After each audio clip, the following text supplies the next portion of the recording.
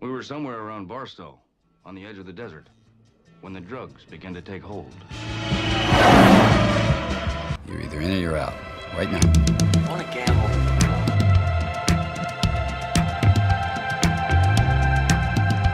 I never want to hear those words out of your mouth again. Gambling is not your problem. Has anybody ever told you before you're bad luck? Most gamblers, when they go to gamble, they go to win. Those were my mother's dying words. When we go to gamble, we go to lose. Show me the money.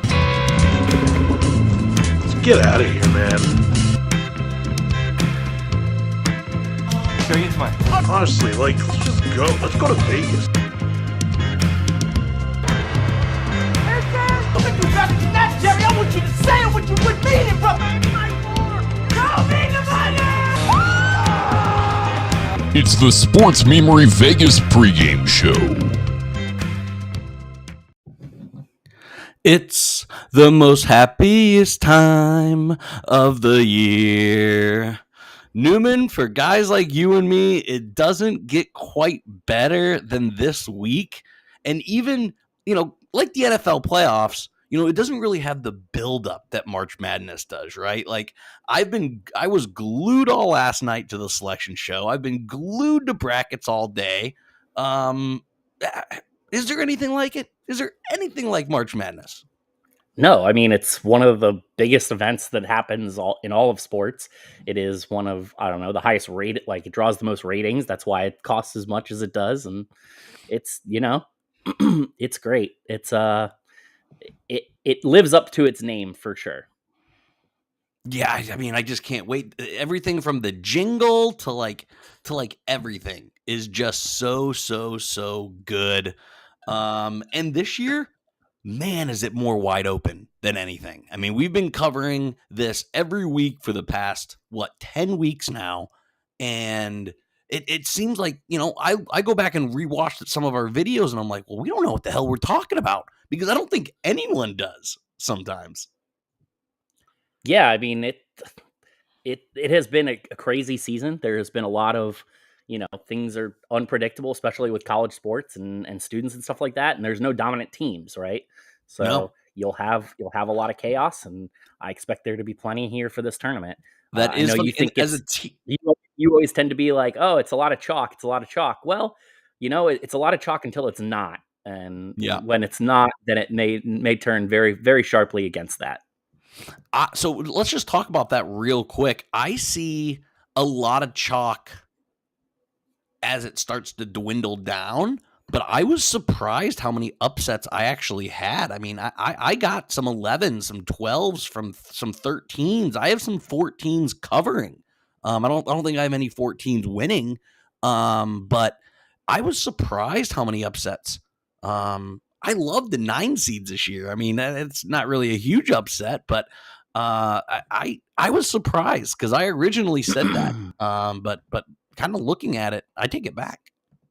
Yeah, I mean, the seeding in the tournament is a little bit strange to me. Some of the way that the seeding goes. Now, I get that they're rewarding some teams and they're using, some of the metrics and stuff like that. But honestly, I think some of the metrics and stuff just overinflate some stuff. Yep. Look at the quality of Mountain teams in West that conference in particular. Right. Holy cow, how the Mountain West Conference gets seeded where they got seeded. Right. Like, I mean, we'll talk about this, but Colorado State is a 6 seed. I don't know about that one. Boise State as an 8 seed. Yeah. So yeah, definitely some interesting seeding opportunities here, and that hopefully leads to opportunities for us to make you guys some money. So there we go. So yeah, so that's one thing. Great point, Newman, that I really wanted to bring up is we're talking against the spread. We'll also be giving our picks. We'll be giving our straight up picks and our against the spread. But again, this is also a gambling pod, so we also want to figure that in where we can. There are some lines that aren't yet because of play-in games, but we're gonna give as best as we can on that. Anything else, Newman, before we jump into play-in games? We didn't cover play-in games last year because guess what? The Indiana Hoosiers weren't playing. Now we have to cover the play-in games. I think there's some interesting games here. So I mean, technically they're not play-in games, so they're the first round. There we go. You are right. You are right. The Tuesday and Wednesday are The technically other first round. the other 60 teams get a bye. There we go. It's crazy. 64. Yeah. Bananas. All right. Let's jump into Wyoming versus Indiana. It's going to be the late tip tomorrow night. Wyoming was kind of the darling team all year. They were ranked throughout January and most of February, but then have really struggled. They're 4-5 in their last 9. They've lost 3 out of their last 5. And Indiana's kind of going the other way, right? Indiana's playing some of its best basketball it has. Its 2 losses are a 2-point loss to Purdue and a banked-in buzzer beater by Iowa. Other than that, they've won 5 out of their last 8, and 2 of the 3 losses have been by 1 possession.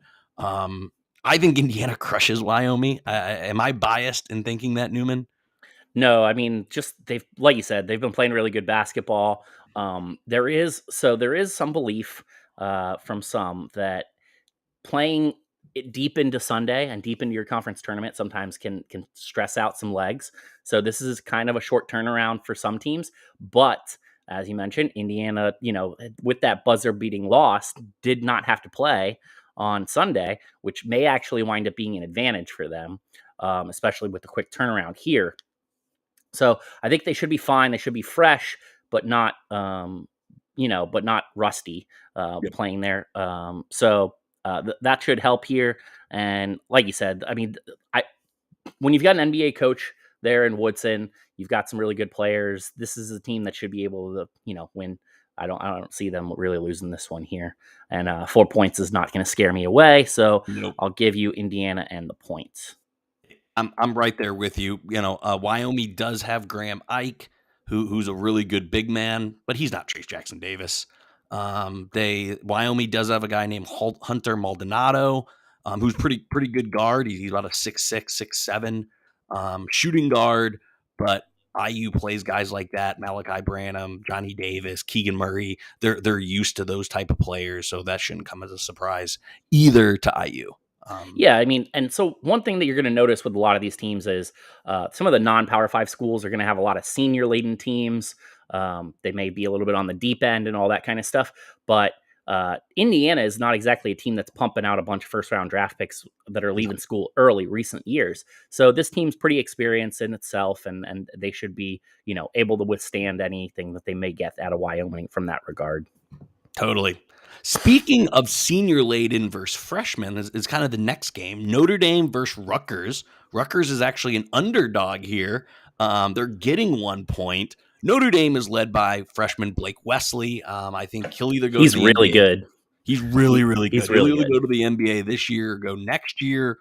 But man, Rutgers has that 3-headed monster of Geo Baker, senior, Ron Harper, junior, senior, and Clifford Amariore, senior. Give me the senior-laden team, even though Notre Dame might have the best player on the court.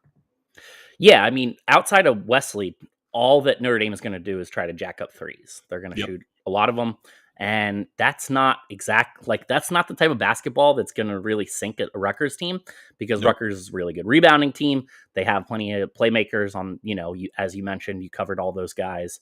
So really, it's going to come down to, does Notre Dame hit the shots? And if they don't hit the shots, are they getting back on defense and making sure, because it's probably going to be a fairly low scoring game here. Especially 60, race to 60. Yeah. So I expect Rutgers to win this game because you did mention that they do have a bunch of older veteran players, and Ron. I don't recall, was Rutgers in the tournament last year? They were not. No. So Ron Harper, son of NBA player, and just, it's a really good team, kind of team on a mission here. I don't expect them to take a Notre Dame team lightly. And that being the case, honestly, Notre Dame's not that great. They lost to a really downtrodden Florida State team, and in kind of an embarrassing fashion. So definitely a team capable of some lulls. And I would not be surprised to see them get it handed to them here by Rutgers. Yep, I'm right there with you. All right, let's move to the second round, or the first game Thursday.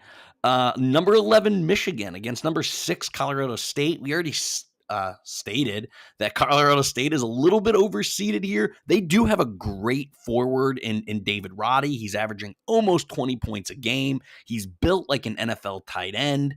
But man, Michigan just has the athletes to throw at Roddy. You can't beat Michigan with just one guy. And that's now Roddy might be better than guys like Diabite and Caleb Houston and Brandon Johns. But man, I think Michigan is just going to really wear on Colorado State. So give me Michigan minus 2.5. An 11 seed is actually a favorite if that speaks to this game. And I think Vegas is right here. I think Michigan is the better team and will win by more than 3 points. Yeah, I mean, Hunter Dickinson, Houston, they're Diabite. Michigan has the better players, and then they also have a lot of experience. They've made a deep run last year, I believe, to Final Four, Elite Eight. And the last several years, they've been consistently good program here. Yep. Playing a really tough conference, well tested. To me, I don't understand how Colorado State's only a 2.5 point dog. I like Michigan to win this much bigger. Same. All right, let's get to kind of a sexy upset pick, but I'm not going to go that far. The number 13 South Dakota State playing number 4 Providence. Now, I've been on this show and said Providence isn't that good, but I just don't see South Dakota State stopping the backcourt of Bynum and Durham. And South Dakota State hasn't seen a big man like Nate Watson all year. So while I am down on Providence and I don't think Providence goes on a run, I think Iowa knocks them off. A little spoiler alert. I think Iowa beats Providence in the second round, but I think they get the Jackrabbits here. Yeah, I'm with you there on Providence. I think given the fact they are such a good team, they've won a lot of close games. And in my opinion, so some people have really knocked that in terms of their metrics, which is fair, but they've won a lot of those close games, right? Like they find a way to pull those games out, which comes down to when you have good experienced guards at the end of games, you're tending going to make the right play, right? So for that reason, I'm going to lean here on Providence. 2 points, not a big deal. So I'm going to go Providence here, but I also have Iowa beating them in the second round. So that's not very surprising. I think you'll see that on a lot of people's brackets in general. Love Iowa. They're playing so good. So good. All right, let's jump to the first 8-9 battle. We got number 9 Memphis playing number 8 Boise State. Number 8 Boise State is the underdog here, and it's really the clash of two styles. Boise State really likes to play a slow, methodical game, and man, Penny Hardaway and the boys just like to get up and down.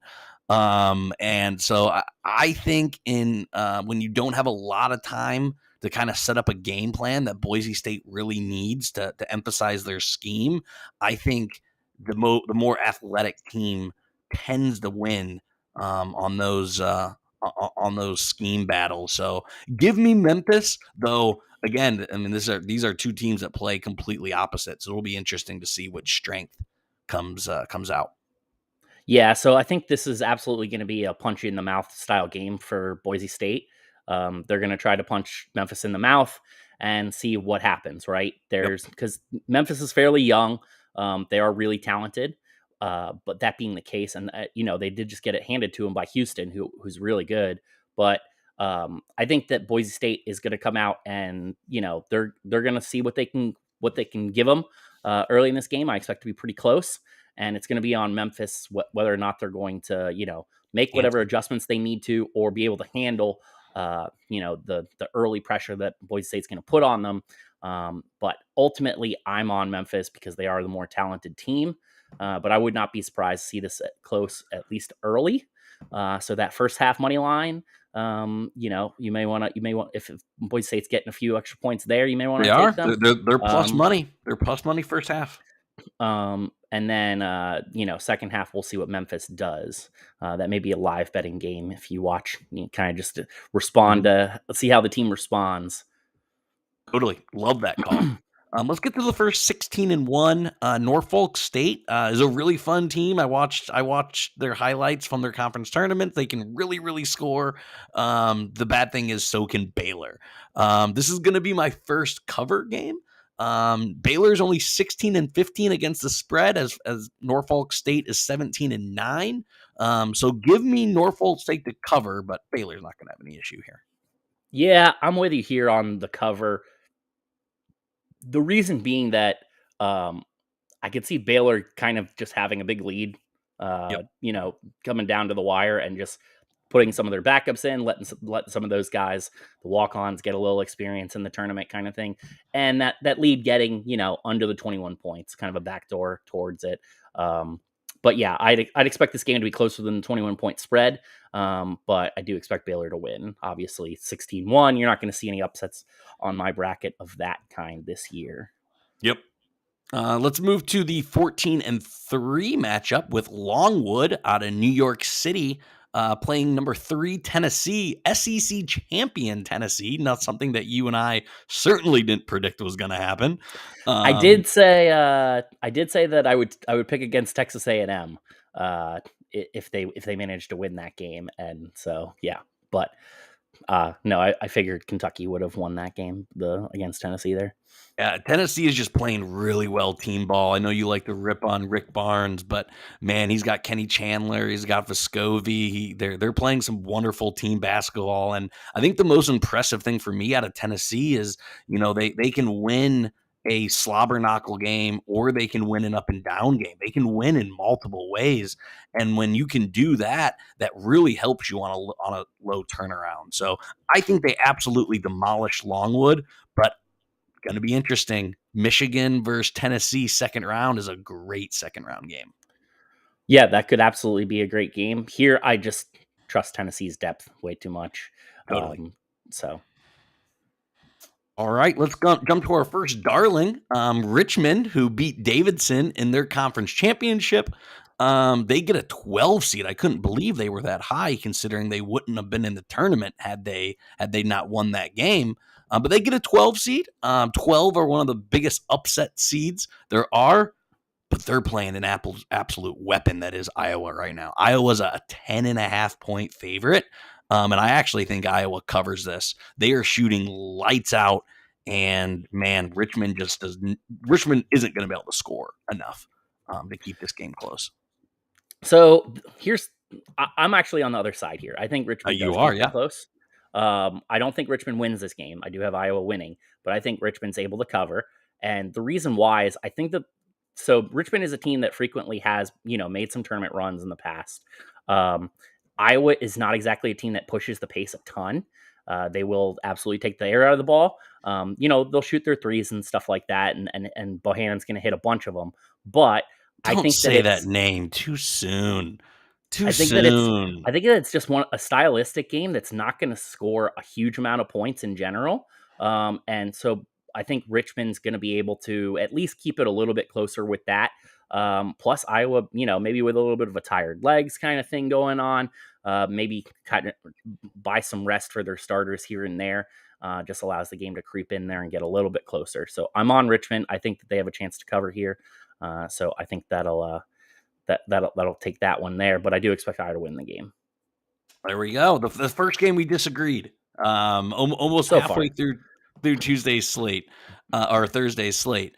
All right, let's jump to another 16-1. Georgia State versus Gonzaga, 23.5 point favorite. Georgia State's been here. They have a great coach. He's been there a while. He wasn't there when they made their last run. But man, what you mentioned with Baylor, I think Gonzaga is going to do as well. So give me Georgia State to lose by 23. So the thing about that is I think that Gonzaga's backups play a lot. This is a team that regularly blows out their opponents, obviously playing in the conference that they do. And so I expect that to kind of happen here. 23.5 is not a lot compared to what Gonzaga normally puts up. So I'm on the Zags. There we go. Give me Georgia State. And I'll give you the 23.5 points, which is a lot, but still. All right, let's jump to what I think is actually the best 8-9 matchup. We got some good ones, but man, Marquette, North Carolina. You got Shaka Smart as a 9 seed here, but man, I love North Carolina's backcourt, and Shaka just doesn't have the guards yet to match up with Caleb Love, and Marquette has a really good forward in Justin Lewis. He can drive from the outside, he can play back to the basket, but so can Armando Bacot. So give me North Carolina here. They're giving 3 points. And I think that's going to be pretty close, but I like Carolina by about 5 or 6 in this game. Yeah, I'm going to take the other side of that. I think that Marquette to win?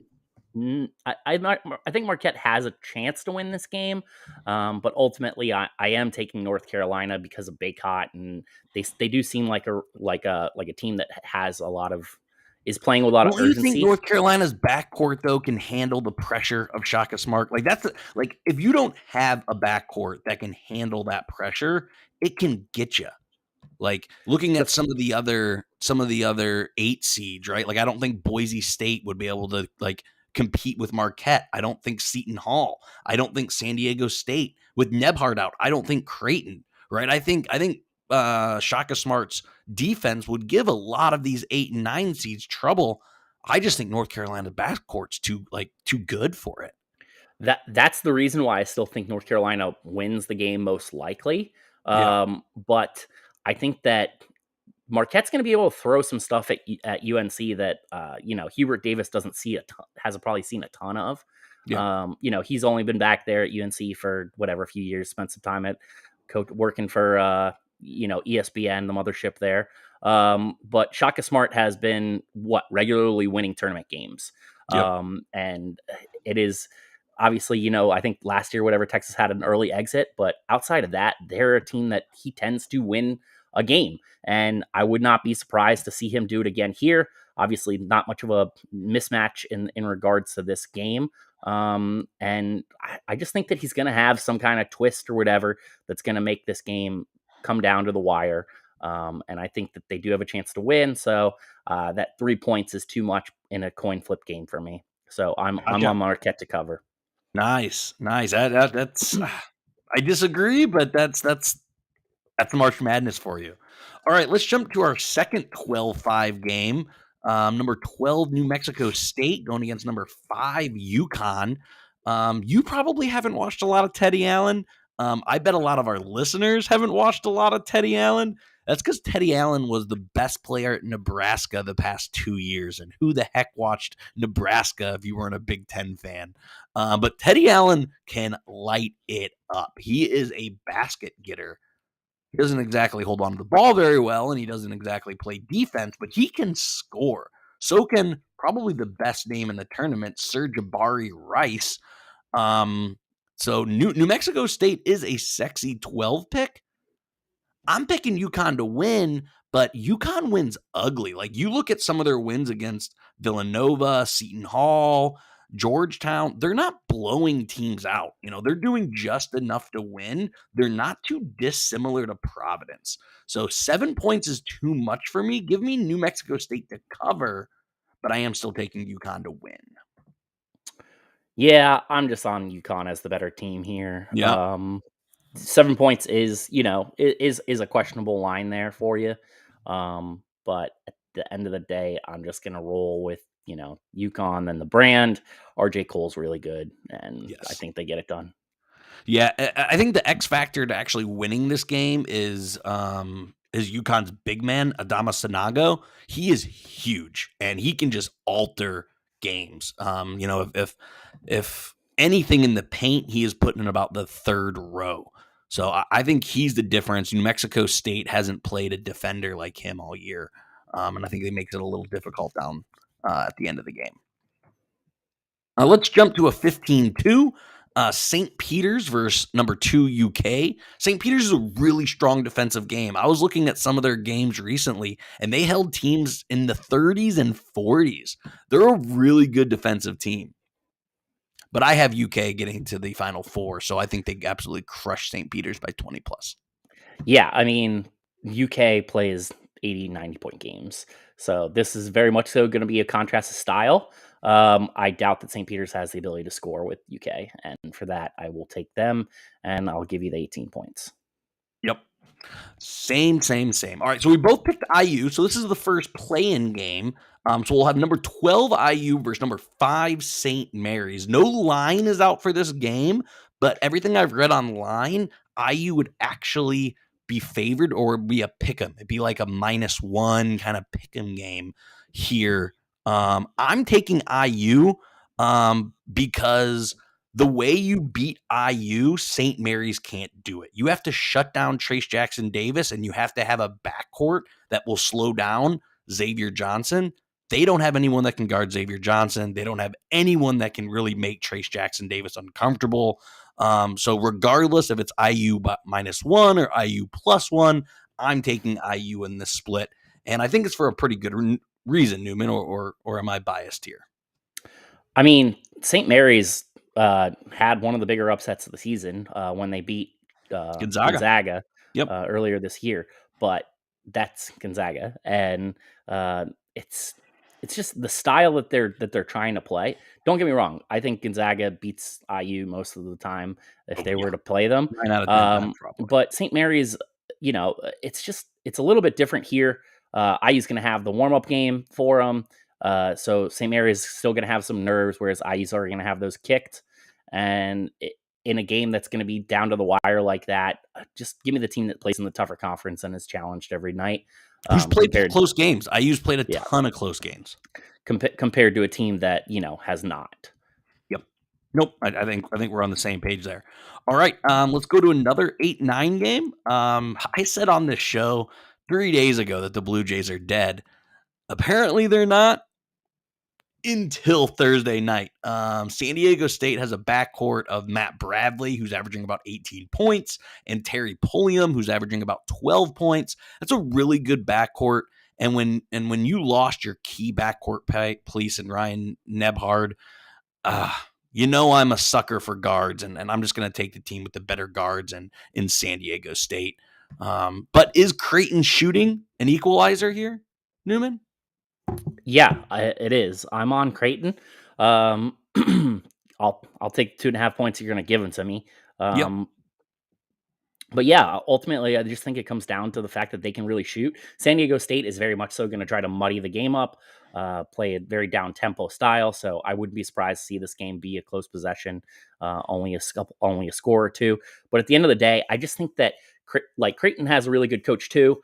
And their style, what they're trying to do and what they're going to be able to succeed at doing is they're going to be able to find some spots in the zone and all that kind of stuff and take advantage and shoot. And that's going to give San Diego State some trouble here, I think. Yeah, you just don't know what Creighton you're getting. So look at these games with Ryan Nebhard or without Ryan Nebhard. They've scored 60 in a loss, then they scored 75 in a win. Then they scored 85 in a win. Then they scored 48 in a loss. Like, their shooting is so unpredictable. They could absolutely beat San Diego State, and they could give Kansas a game if they're shooting well.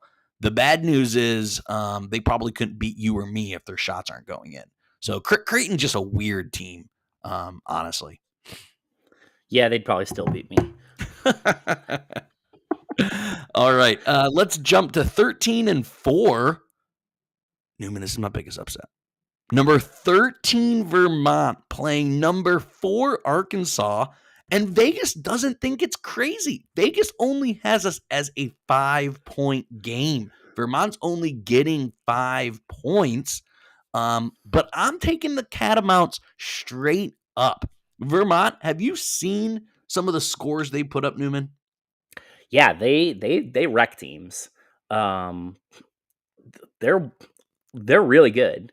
And this is a game that should be fairly close as a 13-4, which to me says that even Vegas thinks that this is a poorly seeded game by the tournament. Once again, Vermont should probably be somewhere on like closer to like an 8-9 line than a 13.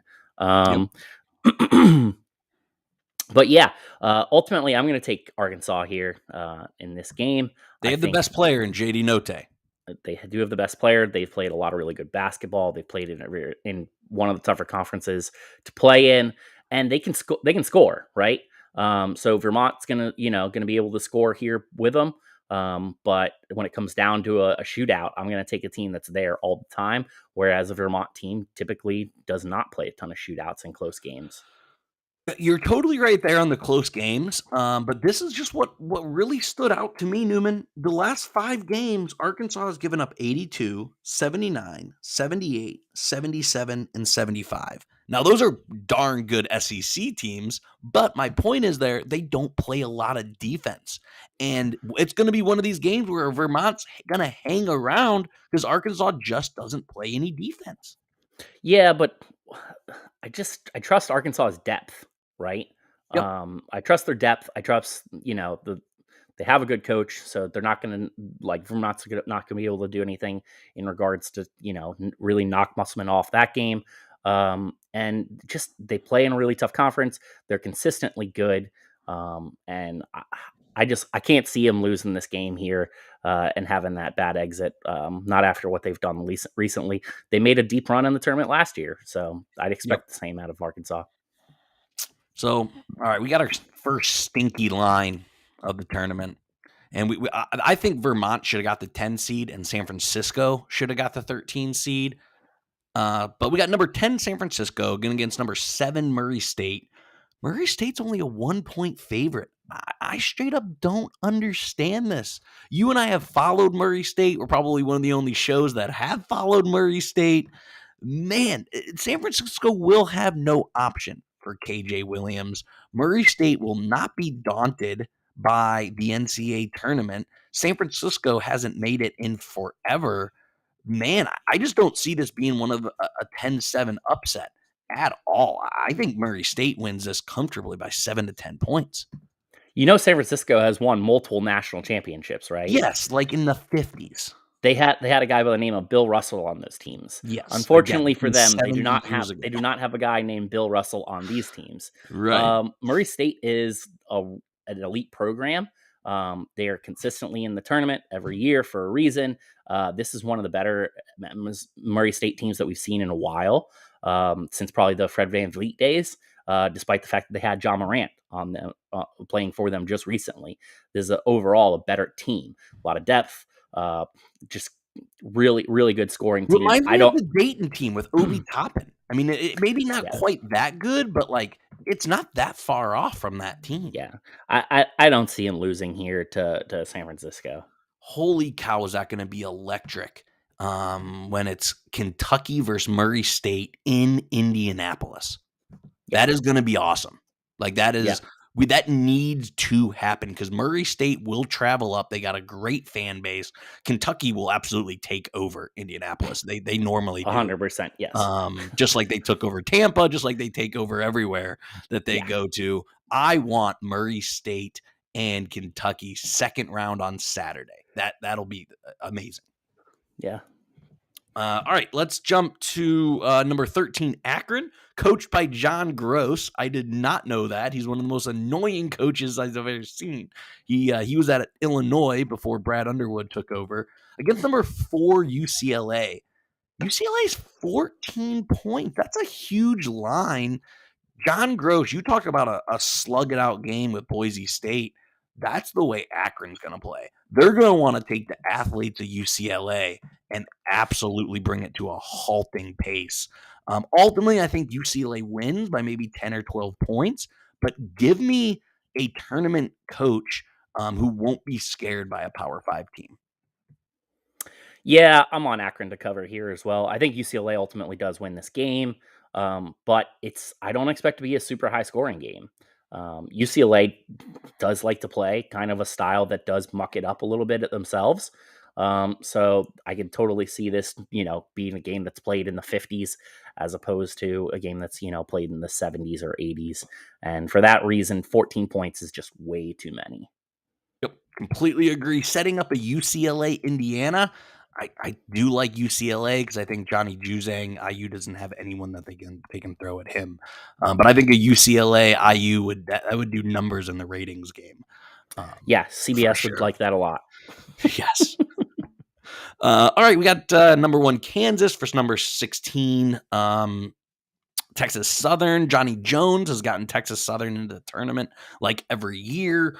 But man, Kansas Didn't they beat Blue, Texas last year?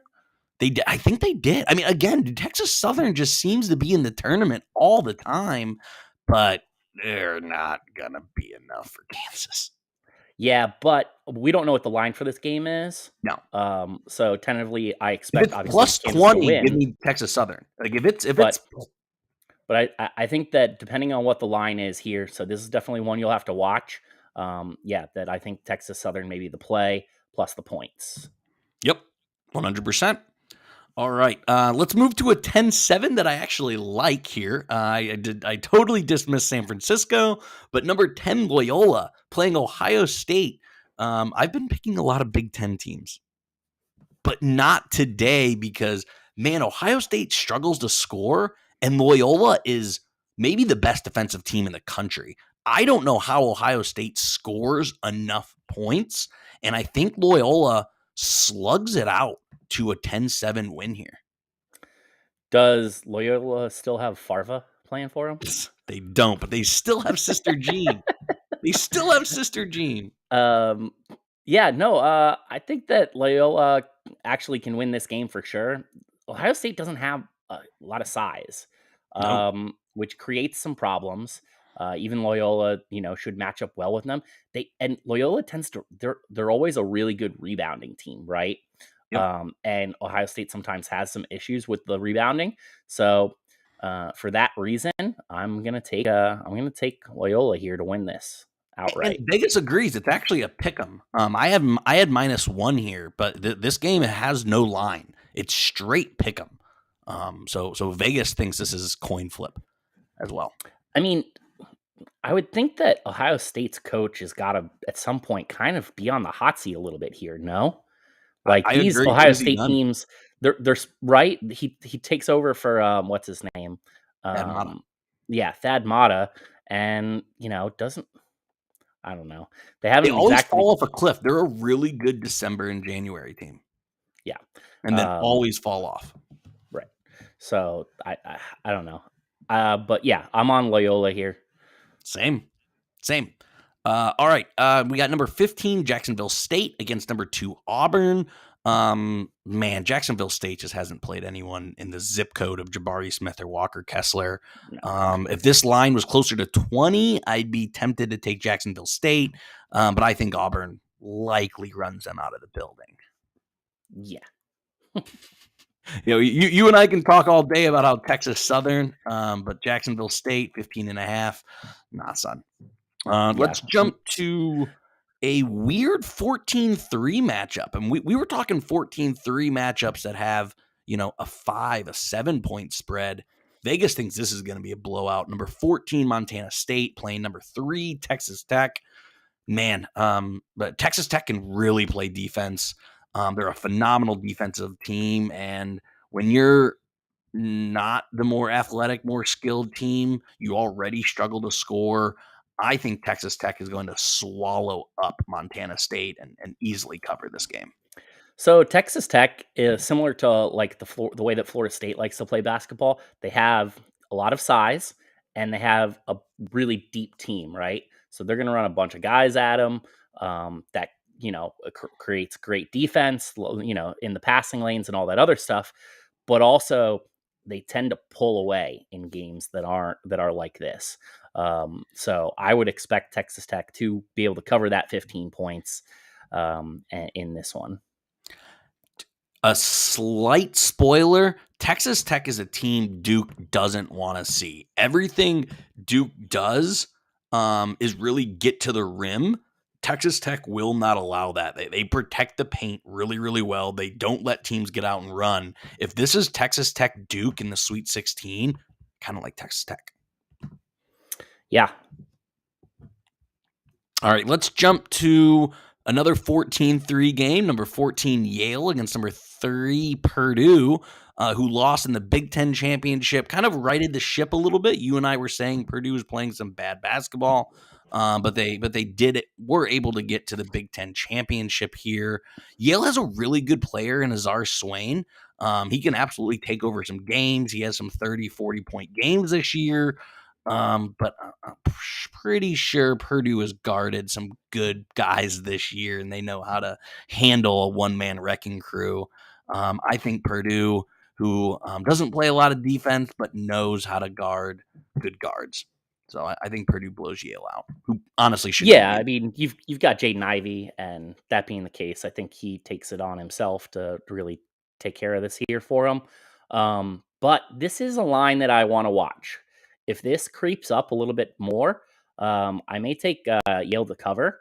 I don't think they win this game by any means, but I certainly think, like you mentioned, that there is a possibility here for a cover. Purdue did play all the way to Sunday, so potentially tired legs that you're dealing with. And yeah, I just think that this will be interesting. So if this climbs up a little bit more, over 17 points or something, then yeah, I think that it's fair to go ahead and throw that in there and take Yale getting those points. Or if you want to tease it. There we go. Yeah, never a bad idea to maybe buy another point or two. It's not really going to hurt your odds. But yeah, unless that really gets high enough, I think I'm keeping Purdue. Again, another quick 15-2. The 15 Delaware Hens, the Fighting Joe Flaccos, will be playing Villanova, who just seems to be clicking on all cylinders at the right time. They don't cover a lot. So give me Delaware to cover. Villanova's only 16, 15, and 2 against the spread, and Delaware is pretty good against the spread. Villanova doesn't win big. You've talked about it before. Villanova wants to live in that 50, 60-point games, which is why, again, if it's only a 60-point game, all Delaware has to do is score 45 points. So I think Delaware covers, but I still think double-digit win by Villanova. Yeah, I think that's pretty good on par there. Villanova should win this game, but yeah, I could totally see them taking the air out of the ball here and Delaware getting that cover for 15.5. All right, one of the teams that you love talking about, your beloved Miami Hurricanes, Newman, the number 10 Hurricanes playing number 7 USC. I was surprised with how low USC was ranked. They were number 7. I thought for sure they'd be closer to that 5 line. But you kind of got a classic battle. Your guards versus size. I love McGusty. You've heard me on the show say before that I like that. A lot of people are actually picking Miami, but I'm going to take the better coach. I'm going to take the best player in Mobley from the team from the better conference. So give me USC, who's only giving 1.5 here. I think USC wins this by probably 2 or 3 possessions. Yeah. So suck it, Portnoy. Just got to get that in there. But yeah, so Andy Enfield, if you've been listening to us all year, I have mentioned former Florida State assistant coach. And if there is one team that absolutely knows how to beat Miami, it is Florida State, who has, I think, 8 straight wins over the Canes.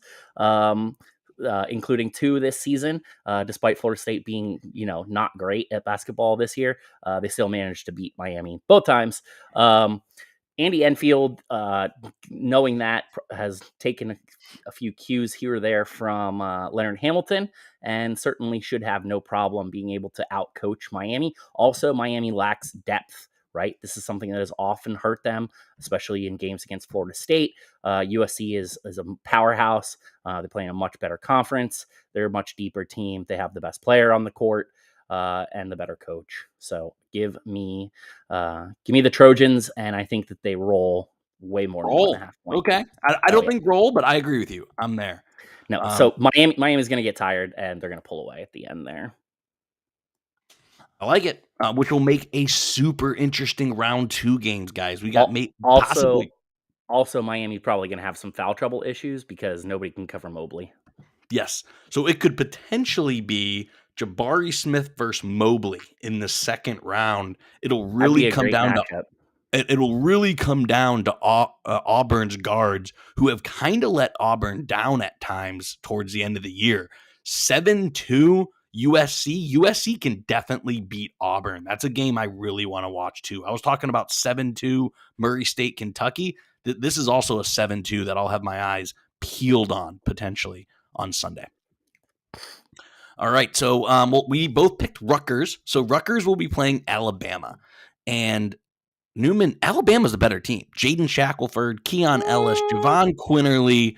Those are 3 studs. But Alabama's 19-13. I keep asking, when is Alabama going to put it together? And sometimes you just never do. So give me Rutgers upsetting Alabama, because you know what? I just need more Ron Harper Jr. in my life. I don't know. Alabama just hasn't been that impressive this year to me. No, in general. really not. They seem to lack an identity offensively, an identity defensively. They haven't done a great job of rebounding, and Rutgers really rebounds well. So I'm also on Rutgers here. Yep, love it. If you can't tell, Newman and I like a lot of 11 versus 6s. Yeah.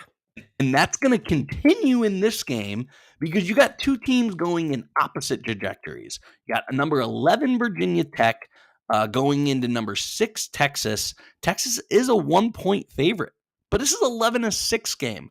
Texas has lost 3 in a row, similar to Alabama. Timmy Allen and Marcus Carr just have not been able to put it together. Give me the ACC champs, Virginia Tech, to keep this upset train rolling. Yeah, Virginia Tech here has played great basketball of late, and I do expect them to keep it rolling. Their coach, formerly the Wofford head coach, has taken some teams to the tournament before down there at Wofford, and now he's at Virginia Tech. And this is a program that, this is the first time they've ever won the ACC championship tournament. And they did that for a reason, right? They've started to play some really good basketball. They've got some guys who can hit a lot of threes. Texas may struggle with that a bit, as we've seen. They've done that they've struggled some in conference with that. And so I just expect Virginia Tech to give them some problems there. And this Texas team, I think Chris Beard will get them where they need to go, but it's going to take a little bit of time. And they just don't have the toughness that you're going to need in a matchup like this. Yeah, Chris Beard's the only reason I kind of give Texas a slight chance. Again, I'm picking Virginia Tech. But again, he doesn't have that advantage because the Wofford coach has been there and done this again as well. Mm-hmm. So, we're both on Va Tech. I picked a lot against the ACC, but Virginia Tech's really impressed me Saturday night against Duke. All right, let's jump to another 13-4 game that kind of a lot of people have been picking upsets. Number 13, the Chattanooga Mocs, coming off a buzzer beater a half quarter in their conference championship against Illinois, who Indiana just kind of whooped them. But man, Chattanooga hasn't played against Kofi Cockburn. Chattanooga hasn't seen the pressure. Tim Frazier is the best defensive guard. The Chattanooga likes to get out and run. You're not going to be able to do that on Tim Frazier. And Kofi might go for 30 and 20 in this game. Plus, you got Curbelo being a nuisance that he is. I think that they can. Their length will give Chattanooga problems too. They're just big everywhere. So 7.5 I was surprised by this line. I thought this line would be closer to 10. Give me Illinois minus 7.5. Yeah, comfortably, I think. Just going to cover this game real briefly. Cal State Fullerton, who I don't know how I didn't get a 16 seed. They were one of the worst teams. And when I did my kind of resume building against number 2 Duke, Colorado State really struggles to score, that they want to play an ugly game. And Duke scoring 70 to 80 points. So I think they maybe not easily cover, because 18.5 is a lot, but I do like Duke to cover 18.5 against Fullerton, because this ain't baseball. I'll tell you why Cal State Fullerton got a 15 instead of a 16, because they needed Duke to have an easy matchup so that they can rig the tournament for Coach K once again, because the NCAA loves to do that. You just look at some of the teams that got 16 seeds, and I don't understand how Georgia State. There were just some other Texas Southern. There were some other 16 seeds that I'm like, how the heck are they below Cal State Fullerton? Yeah, prove to me that the tournament doesn't rig it for Coach K. All right. Let's jump to another 11-6 that, guess what? I like the 11 again. Number 11, Iowa State playing coachless LSU. Thank you, NCAA, for finally getting Will Wade out of there. But LSU's still a 4-point favorite. Give me Isaiah Brockington. We haven't talked about Iowa State a lot because they've kind of had a disappointing year after amazing November and December. But give me the 11 seed train to keep rolling in this tournament. Yeah, this is certainly one that Iowa State could win outright. And you're giving me a free 5 points, so I might as well take it. As you mentioned, no Will Wade. It's a very strange time to really decide that you're going to be done with him. I did the same thing with Kelvin Sampson. It wasn't too indifferent. They fired him about a week before the conference tournament, but IU did something pretty similar when there were serious allegations. So that, and you've ripped LSU there quite a bit. This is a team that is talented, but not necessarily well coached in general. I don't think without the headman there, they're going to be any better coached. So I think Iowa State is the safe play here. Yep. All right. We got another play-in game that we got Bryant or Wagner. I think Bryant wins just because, or Wright State. I'm sorry. Not Wagner. Wright State or Bryant. It's not going to matter. They're going against what I think is the second best team in college basketball in the West Coast. Arizona. This line's probably going to be around 20. I don't know what it would have to be for me not to pick Arizona. Yeah, I'm on Arizona here. I think they roll. Yep. All right, we got a 12-5. I don't think have I picked the 12-5 yet? I don't know. I'm not picking it right now. Number 12 UAB versus number 5 Houston. Houston's an 8.5-point favorite. Now let me tell you, UAB is the new Florida Gulf Coast, man. They are the Harlem Globetrotters. They like to spruce it up. But you cannot do that against the defensive juggernaut that is Houston. Look what Houston just did to Memphis. UAB is very Memphis-like. I'll actually call them Memphis Light is what I'm going to call UAB, and Houston knows how to play that game. Give me Houston to win this, but this will be one of the more popular 12-5 upsets. Yeah, there's not a chance that happens. Houston's one of the most talented teams in the country. They're a 5 seed is kind of low, in my opinion. They probably should have been something more like a 3. And I think that they absolutely roll here. Yeah, we both only picked 12-5, Indiana over St. Mary's. We picked UConn, we picked Houston, and we picked Iowa. Actually, some really strong 5 seeds this year, to be honest. 4 seeding by the tournament. I completely agree. Here's another 10-7. That has been a really sexy pick. Number 10, Davidson against number 7, Michigan State. Vegas agrees. Michigan State's only a 1-point favorite. But man, Davidson just lost to Richmond. Davidson's best player couldn't see the court with Michigan State. Foster Loyer was a bench player. They're going to know how to coach and play against Foster Loyer. This is my lock of the tournament, or the lock of the first round, is Michigan State in this game, Newman. I hope I'm not putting a jinx on them, but you're only giving 1 point to Tom Izzo. Slam dunk. Yeah, generally I think Davidson does a good job. They have a really good coach, but so does Michigan State.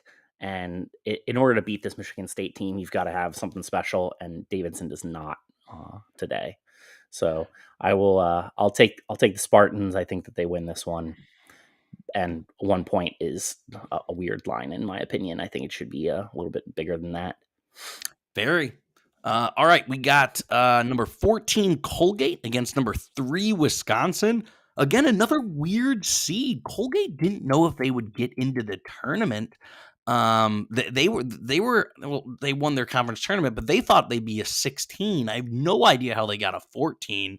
I think Wisconsin with Johnny Davis is incredible. Brad Davidson seems, to be on a tear at 30 years old. I think Wisconsin absolutely rolls in this game. I know I have in my notes Colgate to cover, but I'm stomping on my own notes when I think Wisconsin wins this by 10 plus. Yeah, as you mentioned, Johnny Davis is one of the best players in the country. Wisconsin's been really good all year. I think Wisconsin is a team that can make a really deep run in this tournament, and 7.5 points to Colgate is not going to stop them here. So give me Wisconsin, and I'll give you the 7.5.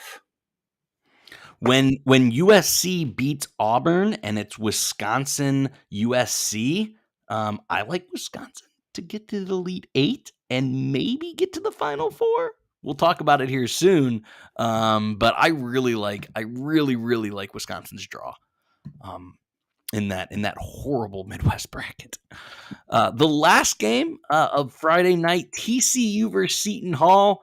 If you listen to this podcast, you know Newman and I are staying up for that late tip because you got Jamie Dixon and his backcourt of David Blau and Mike Miles. They are a really tough backcourt for a Seton Hall team that wants to muck it up. Seton Hall wants to play in the post. They want to play a low-scoring game, but TCU played a gauntlet of the Big 12, and they did just fine playing the way Seton Hall wants to play. They've been there. They've seen that. Give me a battle-tested TCU who's actually getting a point. This is my plus money play of the game of the tournament. Give me TCU to win this straight up, Newman. Yeah, I'm also on TCU. I said that I was pretty confident that TCU wins a game, and Seton Hall is not going to deter me from that. The Fighting Jamie Dixons will take this one. And I'll take the plus juice, but for my bet on the money line. Absolutely. You and I are on the same one. All right, Newman, that is the entire Thursday and Friday slate. We're almost wrapped up here under an hour. Give me your final four. All right. So my final four, I have coming out of the West Division. I have Gonzaga. Not really a surprise there. Coming out of the East Division, I have Kentucky. Okay. Really a huge surprise there. So do I. Uh-oh. Coming out of the Midwest, I have Kansas. Okay. I have something different. Yeah. And then coming out, this is probably the biggest one here. Coming out of the South, I'm actually going to roll with Houston. Nice. I mentioned how I thought that they're one of the better teams in the tournament, thought that they were poorly rated. They made a deep run last year. Kelvin Sampson knows how to coach. He has been very successful at that. Houston is big. They're very long. They shoot well. They play really great basketball in general. And they're going to give teams fits all up and down this roster. And I have them going to the Final Four. Gotcha. I have Arizona and Wisconsin. I have Arizona playing Tennessee in the Elite Eight. And Arizona is, I think, slightly better than Kentucky. They do what Kentucky does, but I just think a little bit better. And Tennessee just beat Kentucky. So it's I toggled back and forth whether I was going to go Tennessee or Arizona. I end up going Arizona, but I'm not fully confident. It's the Final Four pick that I'm the least confident in out of that South bracket. I think the Midwest bracket is complete trash. I actually have Iowa beating Kansas in an amazing Sweet 16 game. And then I think Wisconsin gets the better of Iowa. So I have Wisconsin and Johnny Davis and Brad Davidson and Tyler Crowell. And that system is just really hard to play. And then I eventually have Arizona beating Wisconsin and unfortunately a West Coast national championship of Gonzaga versus Arizona. And I think Gonzaga finally cuts down the nets, Newman. Yeah. So I actually, it'd be about time for Gonzaga to actually pull that off. But that is not what I have in terms of my outcome.